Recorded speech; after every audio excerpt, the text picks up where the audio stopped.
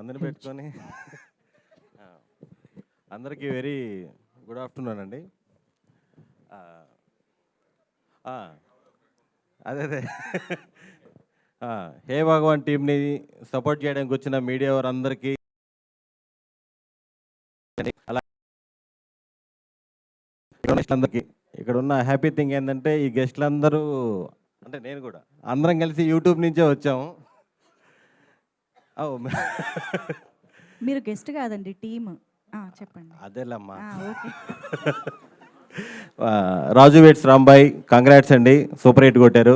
And ఇల్లిరి little arts blockbuster కొట్టారు. అంటే ఇప్పుడే కలవడం కాబట్టి కంగ్రాట్స్ చెప్తున్నాను. Thank you. ఈ టీవీఎస్ బ్యానర్ తెలుగులో మొదటి సినిమా తీస్తున్నారు. అసలుకి ఎప్పుడు స్టార్ట్ అయిందో ఎప్పుడు అయిపోయిందో కూడా తెలియలేదు. ఒక చిన్న ప్రాబ్లం కూడా లేకుండా కంటిన్యూగా షూటింగ్ చేస్తూ గ్యాప్ లేకుండా చాలా కంఫర్టబుల్గా చేశారు. చాలా చాలా బాగా చూసుకున్నారు.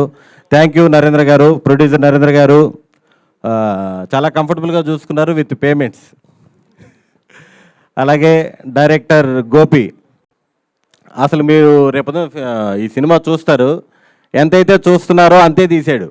చాలా క్లారిటీగా, వర్కింగ్ డేస్ పెరగకుండా ఎంతమంది ఆర్టిస్టులను పెట్టుకొని కూడా చాలా క్లారిటీగా తీశాడు. చాలా మంచి డైరెక్టరు. అతనితో ప్రాబ్లం ఏంటంటే ప్యాకప్ చెప్పడు. మేము షూటింగ్ స్టార్ట్ చేసిన కొత్తలో అదేదో కొత్త కాల్ షీట్ ఒకటి వచ్చింది. ఉదయాన్నే వచ్చేవాళ్ళం, లాస్ట్ ఇంకా బిగ్ బాస్ అయిపోయినాక పంపించేవాడు ఇంటికి. ఇలా డే అండ్ నైట్ కష్టపడి మాకు ఇంత మంచి సినిమాని అందించిన డైరెక్టర్కి థ్యాంక్ యూ. నెక్స్ట్ మా హీరోయిన్ శివాని గారు. నేను శివాని సుహాస్ ఉన్న సీన్లు చాలా హిలేరియస్గా వచ్చాయి. మీరు అందరూ అవి చూసి 200% ఎంజాయ్ చేస్తారు. శివాని గారిని షూటింగ్లో అడిగాం ఇంత కాన్ఫిడెంట్గా ఎలా ఉంటున్నారని. నాకు మ్యూజిక్ కూడా వచ్చు అని చెప్పింది. మా సంగీతం టీచరు ఇప్పుడు మీ ముందు ఒక పాట కూడా పాడే ఛాన్స్ ఉంది. నెక్స్ట్ వంశీ నందిపాటి గారు, బన్నీవాస్ గారు. సార్ మీరు ఎప్పుడైతే ప్రాజెక్ట్లోకి ఎంటర్ అయ్యారో అందరూ రిలాక్స్ అయిపోయారండి. సుహాస్ అయితే మరీను, కాజాగూడలో 2 లక్షలు అంటగా గజం, అంత రిలాక్స్ అయిపోయాడు. Thank you sir. సుహాస్కి, మా టీంకి, అందరికీ ఇంత కాన్ఫిడెన్స్ ఇచ్చినందుకు. మీరు ఇలాగే మంచి మంచి కంటెంట్ ఉన్న సినిమాలన్నీ సపోర్ట్ చేసి అందరికీ హెల్ప్ చేయాలని మనస్ఫూర్తిగా కోరుకుంటున్నాను. Thank you. అలాగే డైరెక్షన్ టీం అందరు కూడా చాలా బాగా కష్టపడ్డారు. సిద్ధు, రాజు, గోపిచంద్, జేమ్సన్, హెబ్రాన్, గోపిచంద్, వీళ్ళందరూ కూడా చాలా చాలా బాగా కష్టపడ్డారు. నెక్స్ట్ ఇంకా మా హీరో డిఓపి మహి గారు కూడా చాలా బాగా చూపించారు మమ్మల్ని అందరినీ. సుహాస్ నాకు షార్ట్ ఫిల్మ్స్ టైం నుంచే పరిచయం. ఇందాక చెప్పాను కదా, కాజాగూడలో 2 లక్షలే గజం అన్నాడని చెప్పి, అంత కాన్ఫిడెంట్గా ఉన్నాడని. ఒక 5-6 సంవత్సరాల ముందు ఒక చిన్న స్థలం తీసుకొని ఇంత బడ్జెట్లో ఇల్లు కట్టుకోవాలి అని చెప్పేసి హైదరాబాద్ రియల్ ఎస్టేట్ వాళ్ళు చాలా ఇబ్బంది పెట్టాడు. మనోడు చెప్పిన బడ్జెట్ తుక్కు కూడా మహేశ్వరం కూడా కాదు, ఇంకో 200 కిలోమీటర్లు పోతే శ్రీశైలం వస్తుంది. అంత దూరంలో ఉన్న బడ్జెట్లు అడిగేవాడు.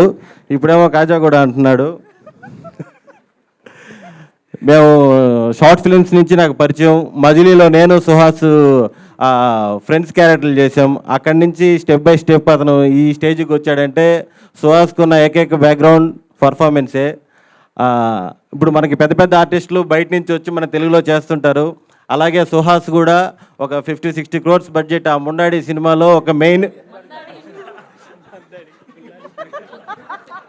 సరేలే మనిషి అన్నాక తప్పులు చేయడా, తెలుగులో కూడా మందాడి తెలుగులో పెట్టారేమో అనుకున్నా. ఓకే, మందాడి టీం, మందాడి టీంలో కూడా ఫ్లో బ్రేక్ చేస్తాడు, మెయిన్ విల్లగా చేస్తున్నాడు. చాలా హ్యాపీ సుహాస్ విషయంలో. ఇలాగే నన్ను ఈ క్యారెక్టర్ రెఫర్ చేస్తుంది కూడా సుహాసే. Thank you so much. ఈ సినిమాలో నరేష్ గారు, వెన్నెల కిషోర్ గారు, ఈ సినిమాలో ఫుల్ ప్యాడింగ్ ఉంది. అందరితో full out and out entertain అయితే మీరు చూస్తారు. Thank you. ఎవరినైనా మర్చిపోయి ఉంటే క్షమించండి.